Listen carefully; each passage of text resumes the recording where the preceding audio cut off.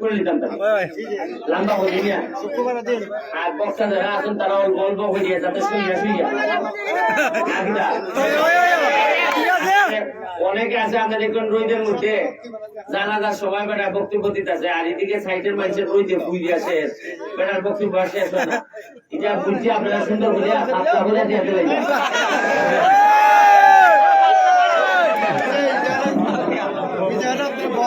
অনুষ্ঠানে সভাপতি আসন গ্রহণ করবেন অনুষ্ঠানের সভাপতি আসন গ্রহণ করবেন স্বাস্থ্যগঞ্জ মডেল গ্রামের মাদ্রাসার সাবেক প্রিন্সিপাল মুফতি আব্দুল কালাম সাহেব। আজকের প্রধান অতিথির আসন গ্রহণ করবেন সংক্ষিপ্ত শেষ কিলাও কোরআন তেলাওয়াত করবেন মাওলানা মোহাম্মদ ইমদাদুর রহমান। أعوذ بالله من الشيطان الرجيم بسم الله الرحمن الرحيم الله الصمد لم يلد ولم يولد ولم يكن له كفوا أحد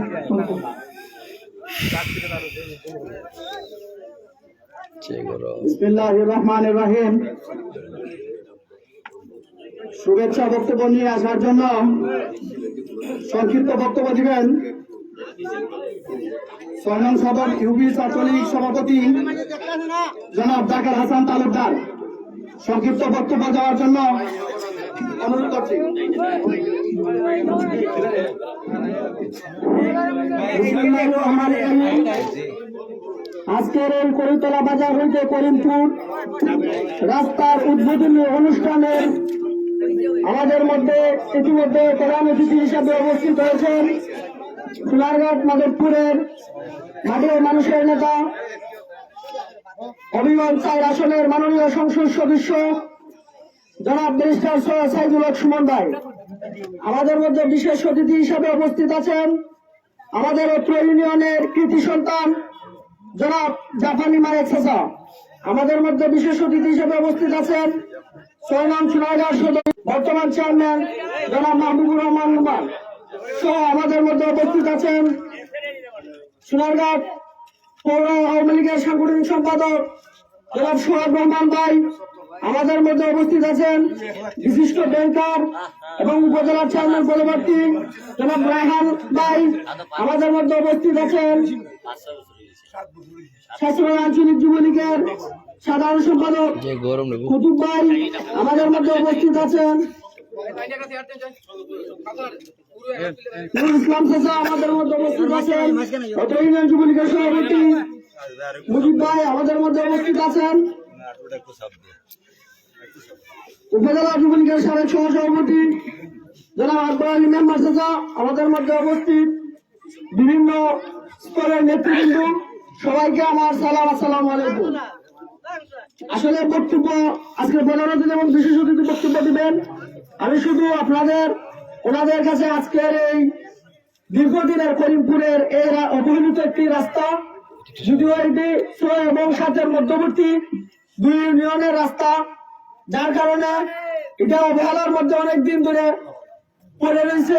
কেউই এটার মধ্যে গুরুত্ব দেয় না, ৭ও নাই ৬ও নাই, একজনের ঠেলা আরেকজনের, যে কারণে এই রাস্তাটা হওয়া নাই। যাই হোক, সুমন ভাইয়ের এমপি হওয়ার পরেই প্রথম বরাদ্দ দিয়ে আজকের এই রাস্তা সম্পূর্ণ হয়েছে। এই জন্য আমরা সুমন ভাইয়ের প্রতি এলাকাবাসীর পক্ষ থেকে, গ্রামবাসীর পক্ষ থেকে কৃতজ্ঞতা এবং ধন্যবাদ জ্ঞাপন করছি। পাশাপাশি আমরা আগামী দিনে আমাদের এলাকার উন্নয়নে আমরা সুমন ভাইয়ের প্রতি আরো অনেক আশা এবং প্রত্যাশা রাখবো। বিশেষ করে আজকে সময় সংক্ষিপ্ততার কারণে অনেক কিছু বলা সম্ভব না। আমি উল্লেখযোগ্য দু একটা কথা বলতে চাই আমাদের এলাকার উন্নয়নে। আমরা এলাকার সাথে আমরা এই এলাকার প্রাণের দাবি, এলাকার মানুষের মানুষের প্রাণের দাবি আমাদের এদিকে কারামশিরি দিয়ে একটা ব্রিজ হয়ে আমাদের মাসের বাজার পর্যন্ত একটা সংযোগ হইতো এবং উবাড়ার মুখ থেকে মাসের বাজার পর্যন্ত আমাদের এই রাস্তাটা প্রশস্ত করানো হইতো।